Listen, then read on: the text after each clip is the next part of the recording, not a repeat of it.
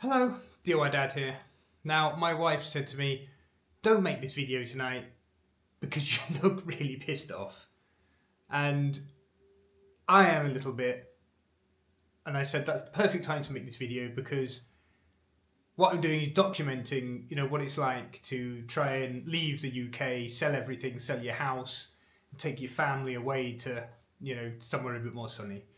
And it's just, the frustration is real. It really is. We watch other people that have done what we're trying to do. And what they're doing is they're going, I think we'll leave today. Let's leave. Okay. And then they leave. We started our process in January. We're on the second time of selling the house. That's really dragging. We're waiting on solicitors to contact solicitors effectively.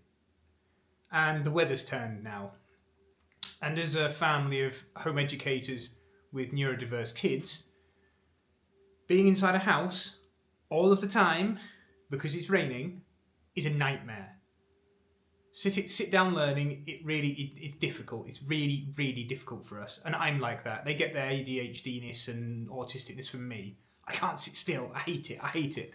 And now I feel really trapped in this house because a lot of the stuff in the Lake District will either be shut during, this time now. They just shut for the winter time because the weather's rubbish or for whatever reason.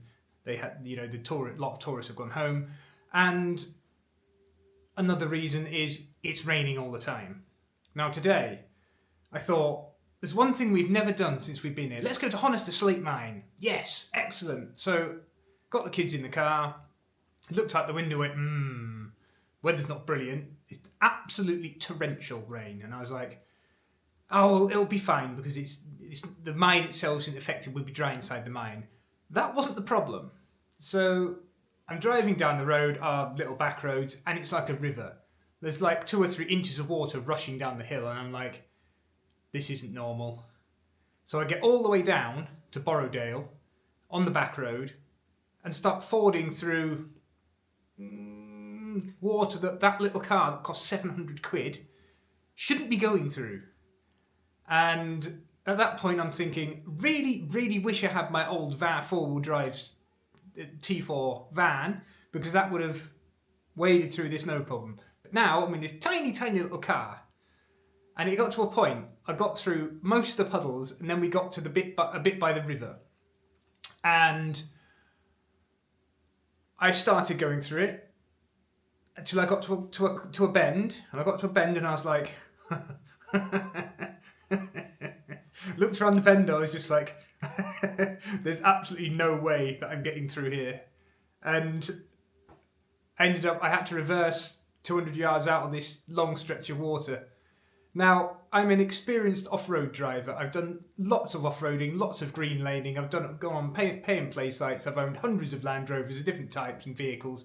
Very good off-road. I've done loads of wading. I knew exactly where the air intake of that little car is because I checked it when I did the service not long ago, and I always keep that in my mind. I say, the air intake's there. If I ever hit a flood, I've got up to there.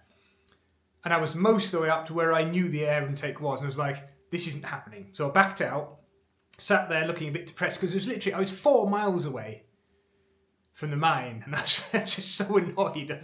I'm so annoyed at this. And a Range Rover came along of a woman who lived down that road. So she went exactly to the point that I went to, looked at it and went, no.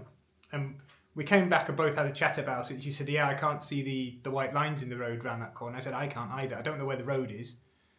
And I don't know how deep it is. But all the other ones, I could see the white lines, so you know you're okay at that point. How did the car do? Yeah, it did okay. The clutch has got really wet. It got really, really jerky, but that dried out on the motorway back home. So we just ended up coming back home and just scrapping about the house again and doing a few workbooks and things. But this is my frustration because when I was working in this sort of weather, I lived in a caravan. And the first year it rained constantly. I got used to it, and then going back to the caravan that was warm, it was quite nice and didn't bother me so much. But now I've got this thing in my head about we're leaving the country, we're leaving the UK. For somewhere warm, the summer as usual hasn't been brilliant. And I'm really, really looking forward to, not having grey skies all the time and torrential rain. And it's really starting to get me down because it feels like it's not going to happen because it's dragging on so long. These solicitors are just dragging their heels. So the process is not easy. It really, really isn't. It tests you. And it's been testing us for nearly a year now. And none of the stuff that we're dealing with is any of our fault. It's nothing that we've done could we have changed to make our process better or make it faster. There's nothing we could have done. We've done absolutely everything we can to the best of our abilities to escape the system, to allow us to do what we want to do. And I think partly it's a lot of systems in the UK no longer work. The housing system, trying to sell and buy a house, it's literally taking years now. That's not on. That's just not how it should be. And when someone says, oh yes, I've invested in my house. No, what you've done, you've created a millstone around your neck because you've got, like us, you've put all of your money into your house. You've got nothing else. But when you think, oh, I need some money, you can't access it fast at all. It could potentially be years. We've got, I know of several people that have their houses up for sale now. And they put them on for sale a while ago and they haven't had even one view. So is the housing market slowing? Or is it just winter? I don't know. But anything that's over 300,000 isn't selling anymore. It's just dead in the water. Ours was under that, so we did quite well in the selling stage. It's just dragging afterwards. So on this channel, I'm actually documenting, what is it like to the process of trying to get out of the UK, and using the UK systems to, housing markets and NHS and all these things, the things you need to tie up in order to get gone. And the answer is the system isn't here to help you. It's so complicated now. And in hindsight, I would never have bought a house. I would never have done it. We've had 3 or 4 houses now, and we have made money on the houses.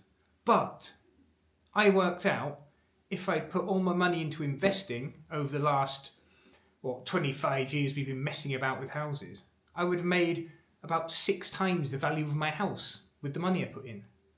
So investing versus houses, it's an absolute no-brainer. Now I've had the time to look into it, but it's too late for that now. And we're just going to make the best of what we've got. Try not to be too frustrated. Can I be more frustrated than I am now? Maybe. I think my head might explode. But as soon as a house has sold, I'll be the happiest person on the planet, because at that point, that stage 1 will have been achieved, and that has been a massive hurdle for us in this very weird kind of dystopian UK that we appear to be living in now. It's just everything's very, very weird.